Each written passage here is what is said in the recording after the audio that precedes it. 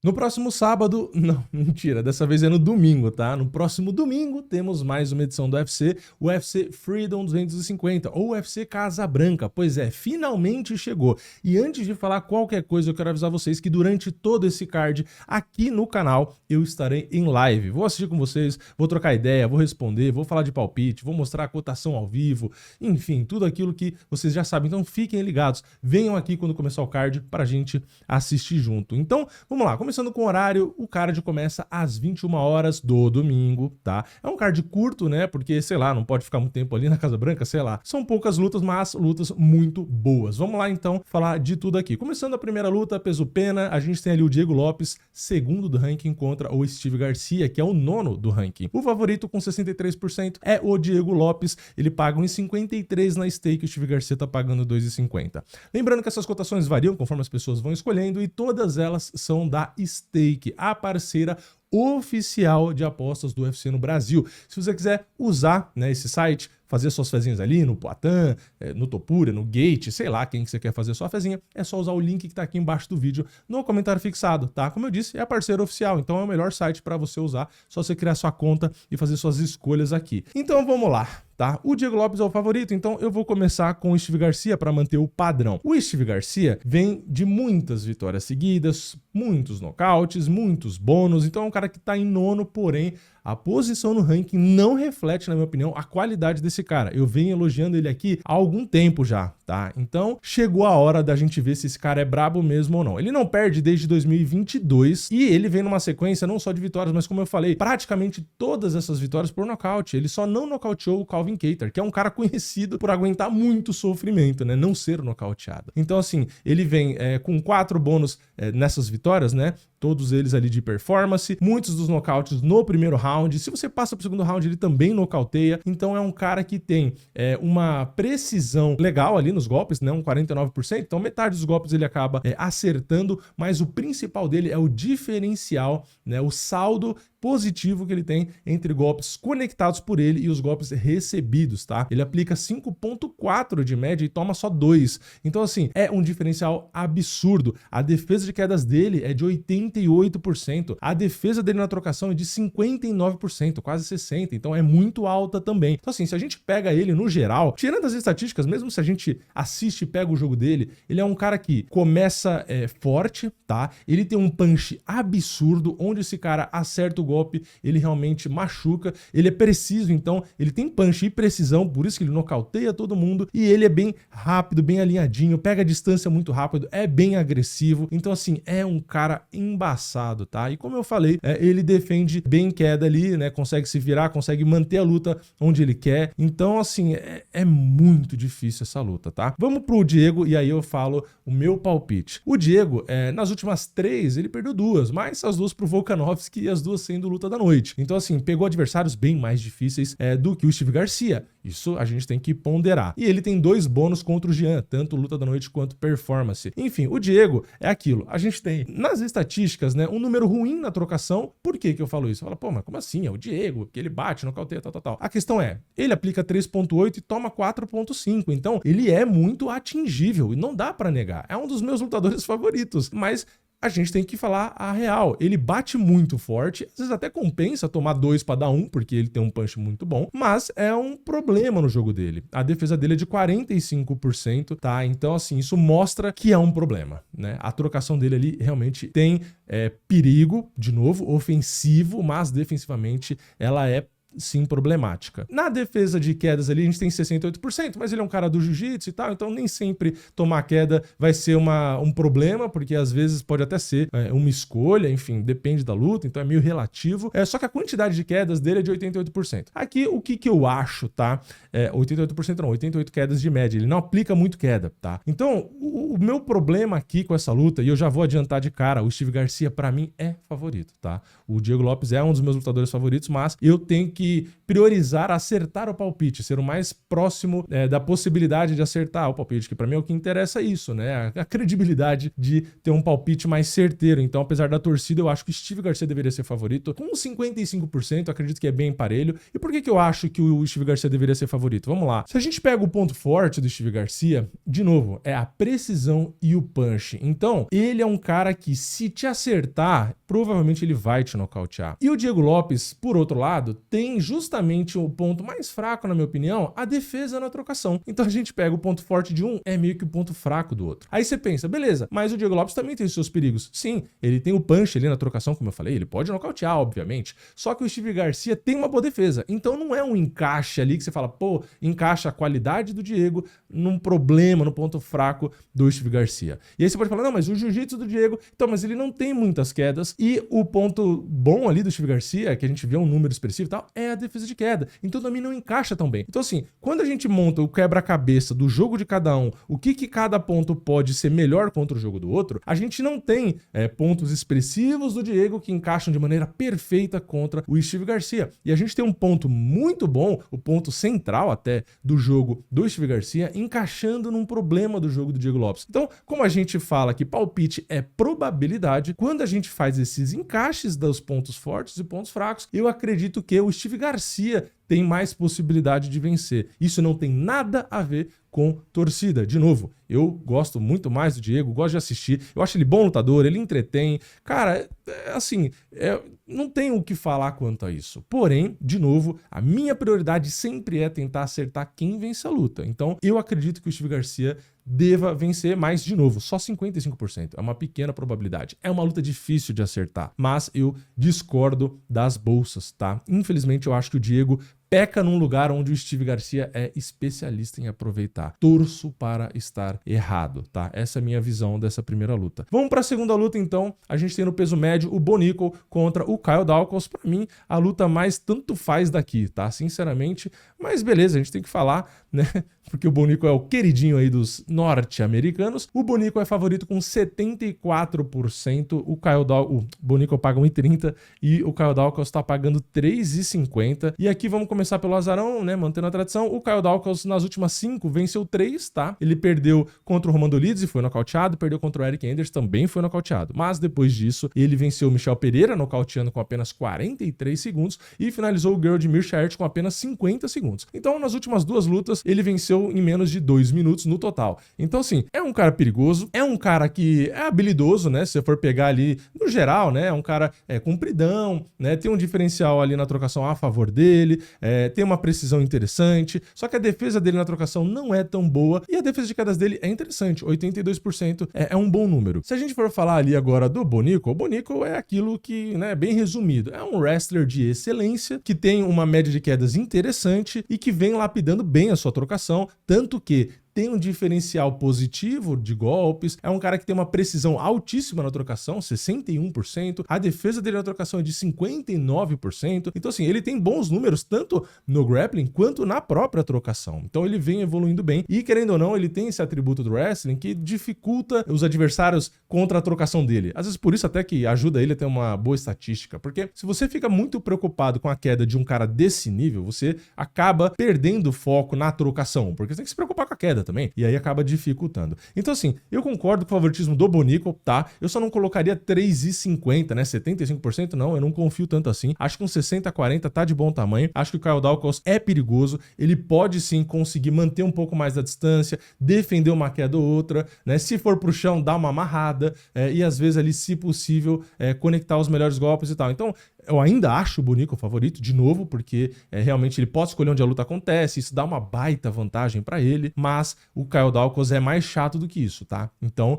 eu acredito que 75% tá inflado, eu acho que o Bonico deveria estar uns 60-40. Então, concordo aqui com as bolsas, só ajustaria a cotação. Mas como eu falei, é uma luta que beleza, vou assistir, mas não é das que me empolgam mais, né? Tem muita luta aqui mais legal. Depois, então, no peso leve, a gente tem o Ruff, Maurício Ruff, nono do ranking, contra o Michael Chandler, que é o 13º. E o favorito é o Ruff com 84%. Eu ia falar cotação, né? Deu uma bugada aqui. 84% pagando em 16 e o Michael Chandler paga 5,50. Aqui é basicamente o maior favoritismo da noite, só que é um empate técnico, né? Com uma luta que a gente já vai chegar lá. Mas seria, sim, o maior favoritismo da noite. Vamos falar então primeiro do Michael Chandler e depois a gente fala do Ruff, porque a gente tá começando pelo azarão. O Michael Chandler, das últimas 6 lutas, perdeu 5. Pois é, por isso que ele é tão azarão, né? Ele só venceu o Tony Ferguson. Beleza, tem 3 bônus de luta da noite nessas lutas. Tem o bônus de performance, que foi contra o Tony Ferguson. Pega só cara difícil, né? Porque, vamos lá, perdeu, mas perdeu 2 do Charles, perdeu do Gate,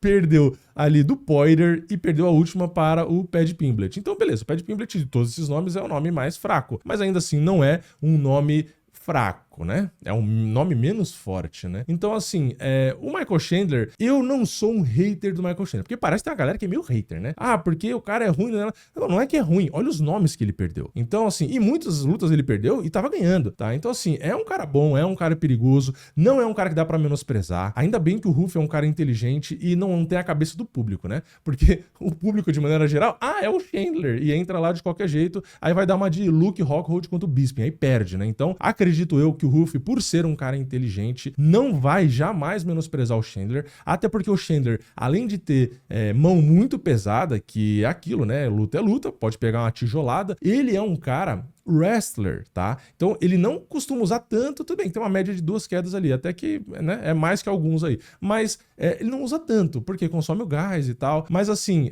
a gente tem essa dúvida em relação à defesa de queda do Ruff. Então, se o Chandler quiser anotar uma vitória de forma metódica, porque é Casa Branca, o Ruff é muito perigoso na trocação, se esse cara vier pra ficar grudando, derrubando, tentar dar uma amassada ali, ele é muito forte, ele é baixinho, então favorece entrar. O Ruff é um cara mais magro e mais alto, então assim, o jogo do wrestling ali, cara, dá pro Chandler estragar a noite. Não estou dizendo que ele é favorito, mas não dá pra negar que ele oferece risco. Agora, a gente tem que reconhecer, indo para o lado do Ruff, que vem ali, perdeu a penúltima luta pro Benoit Saint-Denis, porque tomou queda e tal, teve a finalização, mas todas as outras performances, quase todas, tem bônus de performance, é uma trocação excepcional, pra mim uma das melhores trocações que a gente tem hoje no UFC entre todas as categorias, tem um controle de distância absurdo, um timing ali pra acertar os golpes, um reflexo, assim, uma variedade de golpes sensacional, ele tem todas as ferramentas possíveis na trocação, uma plasticidade misturada com eficiência,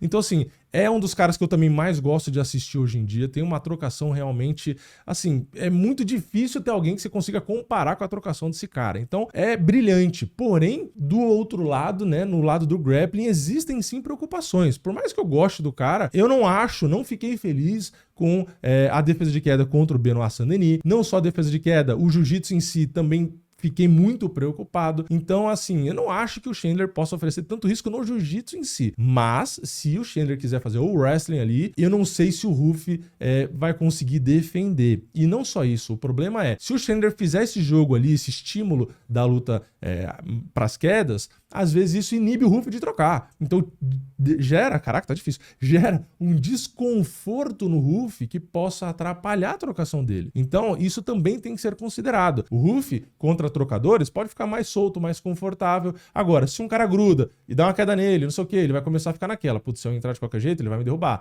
Aí começa a segurar o jogo, entendeu? Então atrapalha. Enfim, de qualquer forma, mesmo enxergando que podem ter caminhos para o Chandler, eu não consigo de forma alguma colocar o Chandler como favorito. O que eu faria era colocar o Ruff com um grande favoritismo, tá? 70-30 ali, pra mim tá de bom tamanho, é um grande favoritismo já. Eu não colocaria 85, tá? Porque assim, o Chandler, de novo, ele tem como, teoricamente, o jogo principal dele, que é o wrestling, a melhor qualidade dele, não é o jogo dele porque ele não faz tanto, mas a principal arma dele, a essência dele como lutador, seria o wrestling, né? A base dele, vamos dizer, a base, é melhor falar dessa forma. A base dele é o wrestling. Então assim, se ele usar a base dele, se ele quiser ganhar a luta, já que ele tá com muitas derrotas, ele pode sim acabar atrapalhando ali, tornando a luta difícil. Não necessariamente que ele vai ganhar, ele pode derrubar e perder do mesmo jeito. Enfim, por isso só que eu acabo ajustando a cotação para 70-30 e não 85. Mas para mim, ainda assim, o Ruff é amplamente favorito, já que 70% é bastante coisa. Então é só isso, tá? Eu só coloco esse alerta, não dá para desprezar, tem que tomar cuidado com o wrestling, wrestling, mas tem tudo sim para vencer. Depois a gente vai ali para os pesos pesados. Temos o quinto do ranking, Josh Huckett, contra o Derrick Lewis, que é o nono do ranking. E o favorito é o Huckett com 74%. Ele paga 1,30 e o Derrick Lewis 3,55. Bom, vamos lá. Falar primeiro do azarão, mantendo a tradição. Derrick Lewis vem de derrota contra o Valdo Cortez Acosta, foi nocauteado no segundo round, porém antes tinha nocauteado o Thaleson Teixeira, tinha nocauteado o Rodrigo Nascimento. E se a gente volta mais uma lá atrás, aquela luta maravilhosa que eu assisti presencialmente, ele perdeu dominado pelo Malhadinho por 25 minutos. Então o que a gente tem aqui, né? O Derrick Lewis, conhecido, né? Eu sempre falo, é um cara basicamente ruim em tudo, só que ele tem um punch absurdo. Talvez o maior punch, eu sempre falo isso, né? O maior punch do UFC, tá? Pra mim é esse cara. É um cara de 120 quilos que tem realmente uma tijolada e que faz com que ele seja um cara relevante, um cara que ficou no topo por muito tempo, sem ter basicamente qualidade no resto, tá? Não tem cardio, né? Não é conhecido por ter um baita queixo, não é conhecido pela movimentação, não é conhecido pelos chutes, não é conhecido por queda, não é conhecido por jiu-jitsu, ele é conhecido por um punch absurdo que se encosta, ele nocauteia, e as comemorações e as piadinhas que ele faz, ele é mais conhecido por isso, né? É punch e piada, abaixa as calças, essas coisas, né? Mas eu gosto dele, aliás, gosto bastante, inclusive. Só que é isso, né? Se você evitar a tijolada ali, não dá pra você ganhar, né? Basicamente esse é o resumo de Derrick Lewis. Já o Josh Huckett é um cara que acabou de chegar, é invicto, né? Fez aí luta da noite e ganhou ainda performance, ganhou 2 bônus na mesma luta contra o Curtis Blades, uma luta realmente que pra mim foi sensacional. Tinha nocauteado ali nas outras 2 lutas que ele fez no UFC, ele veio via contender quando ele também nocauteou. É um cara que, cara, sinceramente, eu acho que dava até pra ele ser meio pesado, ele não é muito grande, tá? Não é muito grande, não é muito pesado. É um cara só que parece, na verdade, um meio pesado, meio fora de forma, que tá com preguiça de fazer dieta. Então, assim, existe o risco aqui? Existe, até porque ele pegou, por exemplo, o Curtis Blades, tudo bem, é um wrestler, né? Mas ele quis ir pra loucura ali e tal, pra entregar e tal. Então, assim, eu não sei o que ele vai fazer, ele é meio goiaba. Se ele quiser ir pra trocação franca, como ele fez com o Curtis Blades, pra mostrar que eu sou brabo e eu não tô nem aí, que é o Derrick Lewis, aí é peso pesado e é o Derrick Lewis. Então, eu acho que aí ele pode sim cair apagado, tá? Então, apesar do personagem da loucura, na minha opinião, ele tem que ser um cara inteligente. Ele pode trocar um pouco? Sim, né? Vai ter que trocar um pouco, tomar muito cuidado ali e tal, até pra mascarar a intenção da queda, mas eu acho que aqui é muito importante ele usar o tal wrestling dele, tá? Aproveitar a quantidade de quedas que ele tem, né? A precisão, ele é bom nesse jogo e o Derrick Lewis não é muito eficiente para se defender. Então, assim, se for pegar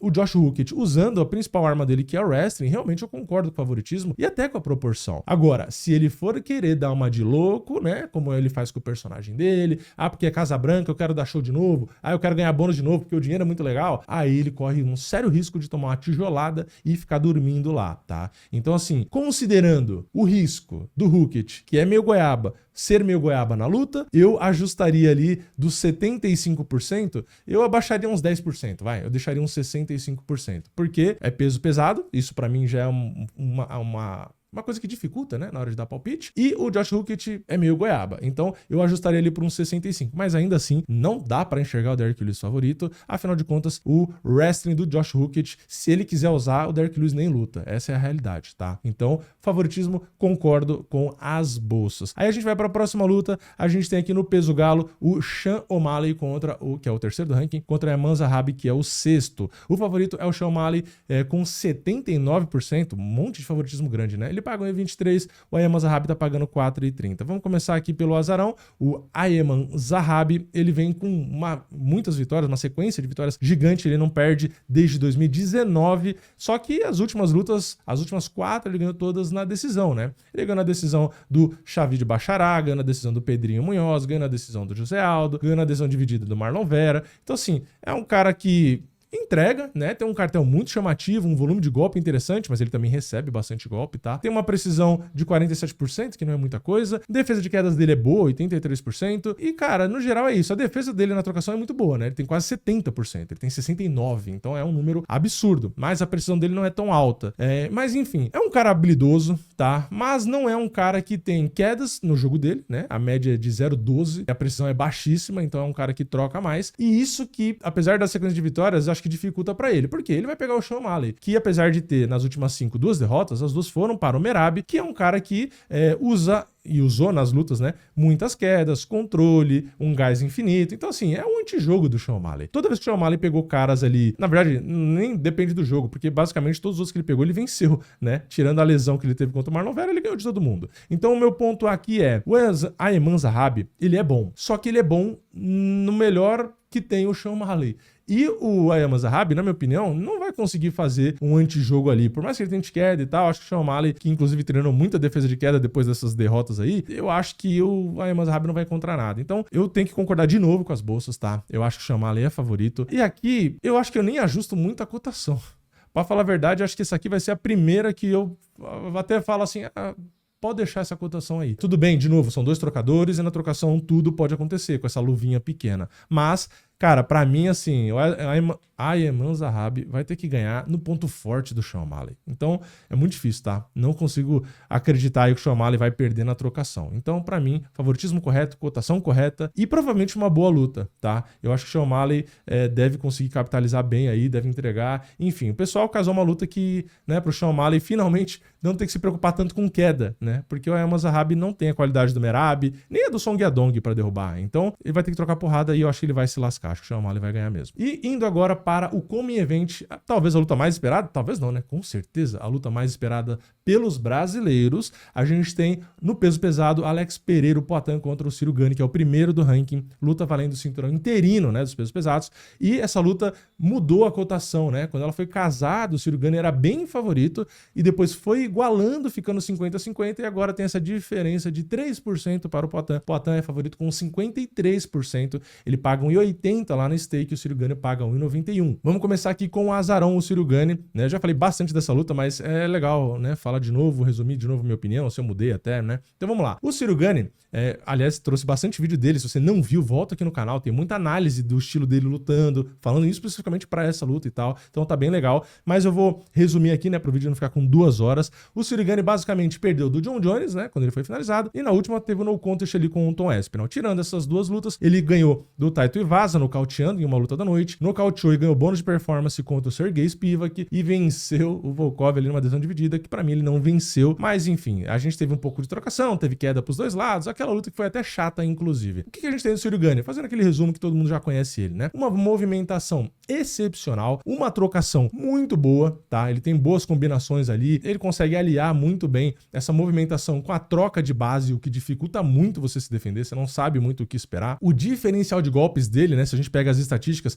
é muito alto, ele conecta 5.3 e toma só 2.3, então o delta aí, a diferença que a gente tem é gigantesco. A defesa dele na trocação é muito boa, é 60%, a precisão dele é de 61% também, que é muito alto, e no jogo do grappling tem um pouquinho de queda, mas não muito, e a defesa de quedas dele também não é muito boa, e a média de finalização é mais ou menos ali também. Então, dá pra ver nitidamente que é um striker, né? Os números na trocação dele são excelentes, e no grappling é meia boca, né? Então, o que deve acontecer, tá? Ele falou que vai fazer uma luta de MMA, não só necessariamente trocação, tem muita gente defendendo que ele pode aplicar queda, enfim, pode até acontecer, né? Porque, de fato, se ele entra numa tentativa de queda, ou se ele finta, ou se ele até consegue uma queda, isso vai gerar desconforto no Poatan. Não dá pra negar. Se o cara derruba, porque muita gente vai falar, mas a defesa do Poatan tá muito boa. Realmente tá, mas é peso pesado. Será que um cara de 120 quilos, 110, 112 ali, fazendo força, entrando que nem um touro, que ele tem umas entradas legaisinhas até, será que ele não vai conseguir derrubar? E aquilo, se o Poatan tomar uma queda, será que não vai dar aquele frio na barriga, aquele desconforto como foi com o Ankalaev, de ficar travado? Será que não vai atrapalhar? Enfim, não dá pra gente saber. Mas é um recurso que o Ciro Gane tem ali, ele pode acabar usando, e aliás, ele usou contra o Volkov, né? Ele chegou a usar em outras lutas, ele derrubou o Ngannou, por exemplo, ele derrubou o Jairzinho, ele derrubou o Dante Omeis. Então são estatísticas aqui que a gente pega que mesmo ele tendo uma boa movimentação, boa trocação, é um cara que pontua mais, ele não quer nocautear só numa pedrada, ele quer ir no volume,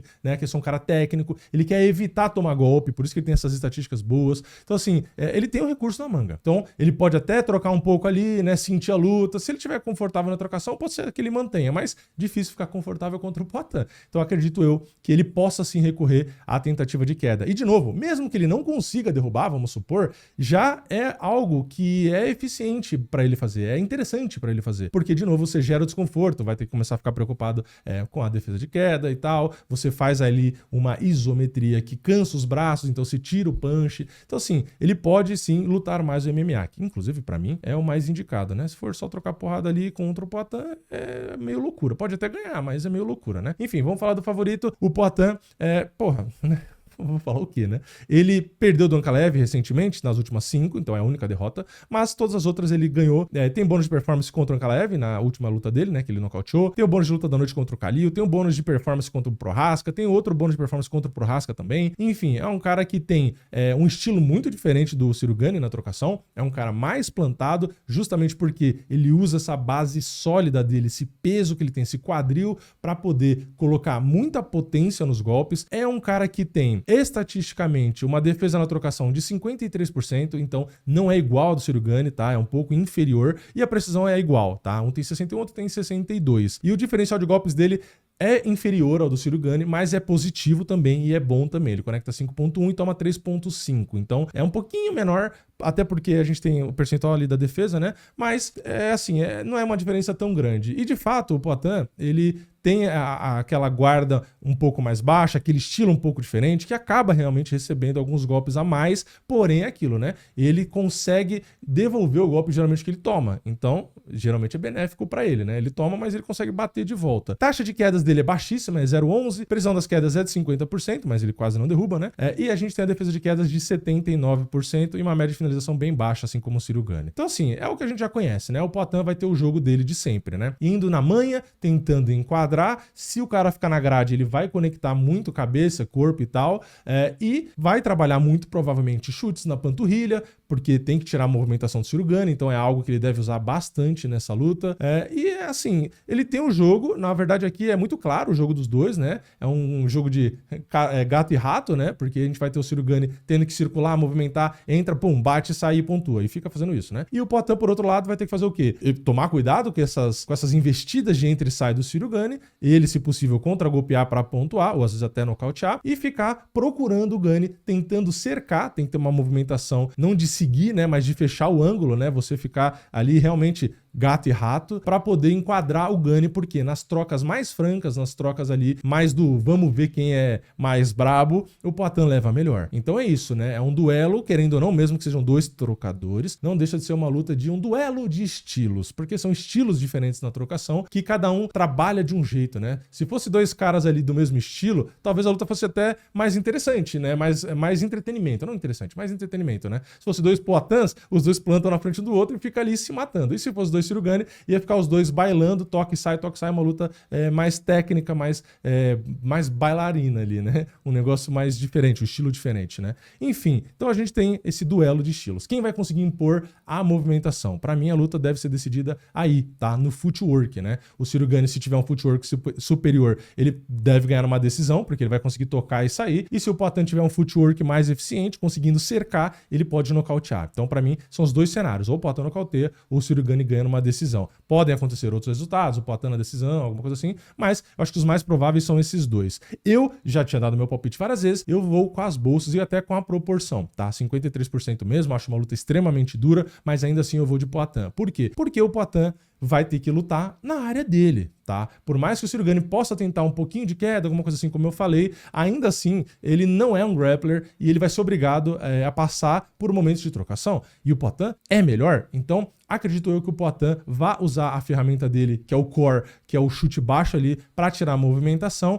Ele cerca muito bem, eu acho que ele vai conseguir em alguma hora cercar, e ali cercando ele vai conseguir colocar os melhores golpes até que ele consiga nocautear. Então eu acredito nisso, tá? Eu acho que o Poatan pode ali nocautear no terceiro, no quarto round, alguma coisa assim. Pode acontecer de começo, mas eu acho mais difícil porque vai ter que achar distância, vai ter que tomar cuidado e tal. E por que é tão parelha a luta? Porque, de novo, o Poatan às vezes toma muito golpe, tá? E o Ciryl Gane, como eu falei, ele movimenta e ele entra e sai. Então é ainda mais difícil você se defender dos caras nesse estilo, dos caras mais ágeis, tá? E o Poatan a gente já viu tendo algumas dificuldades no comecinho com caras rápidos. Então eu acho que o Gane vai conectar alguns golpes ali e é aquilo. Aí Aí entra a incógnita, né? Como é o Poatan no peso pesado? Ele vai conseguir absorver esses golpes que o Gunny vai ficar entrando e batendo ali? Ou ele vai se incomodar? Esses golpes vão inibir ele na trocação? Ele vai conseguir jogar golpe de encontro?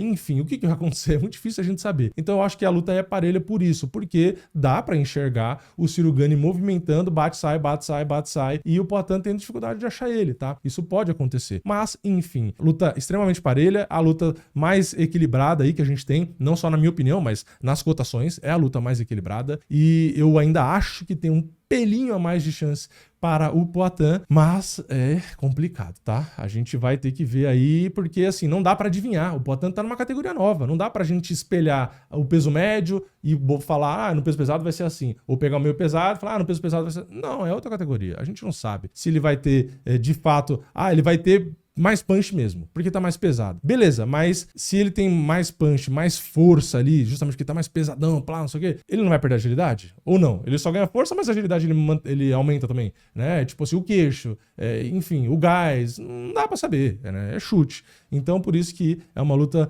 difícil de dar palpite, é imprevisível. A gente não tem histórico dele nessa categoria no UFC, tá? Então, é isso, tá? Eu acho uma luta difícil. Né? Eu não tô nem no time que acha que é fácil pro Poatan e nem no time dos outros aí que tá falando que é fácil pro Gunny. Pra mim é uma luta bem imprevisível. E vamos para a luta principal então, peso leve. A gente tem o Topuria campeão contra o Justin Gaethje campeão, só que interino. A gente vai ter a unificação e o Topuria é o grande favorito da noite aí, 85%. O Topuria pagou em 14 e o Gaethje pagando 5,80.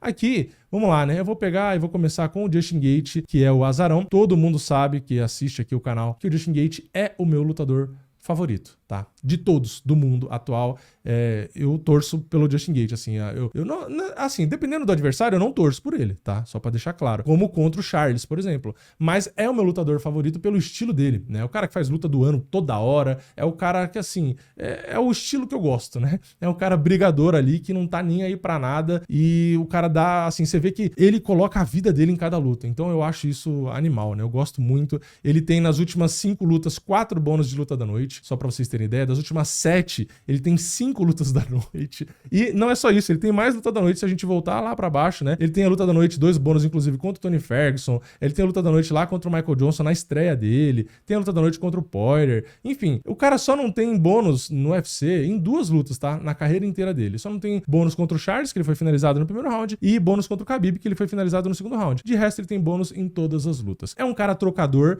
né? Ele tem o wrestling como base, mas ele praticamente não usa. E ele já falou que não usa porque cansa e tal, não sei o quê. Então ele gosta da trocação. Ele bate extremamente forte, tá? O punch dele é surreal.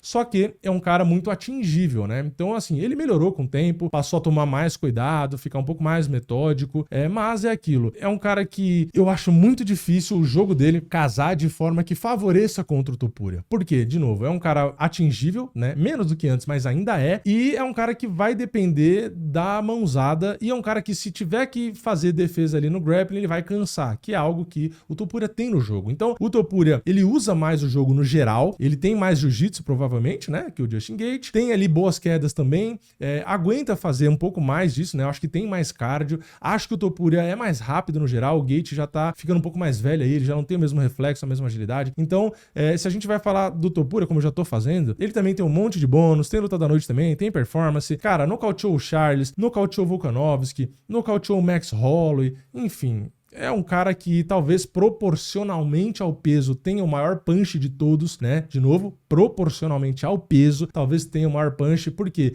ele não tem só a força na mão, mas ele tem uma velocidade incrível, uma precisão absurda. A defesa dele na trocação é de 64%, ou seja, ele se defende muito bem. A defesa de quedas dele é de 93%. Ele tem quase 2 quedas de média, que é uma média interessante. A precisão dessas quedas dele é de 61%. Então, assim, ele é mais completo que o Justin Gaethje, né? Com a quantidade de coisas que ele usa, porque o Gaethje não usa tanto. Então, ele é mais completo, ele é mais rápido. O punch dele, se a gente for pegar proporcionalmente, apesar do Gaethje ter um punch surreal, talvez o Topuria tem até um punch maior, porque ele é mais preciso que o Gate, né? Ele é mais rápido que o Gate, então talvez o Gate tenha mais força, mas como o punch não é só a força, é o conjunto, né? A velocidade, o time, a precisão, então acho que o Topuria ainda é superior até nesse quesito. Então assim, eu acho o Topuria favorito, um grande favorito. Talvez eu não colocasse 85, eu acho que 85 estão também cagando no Justin Gate, tá? Eu acho que um 70-30, que já é bastante coisa, é suficiente. Então eu coloco o Topuria como favorito, mas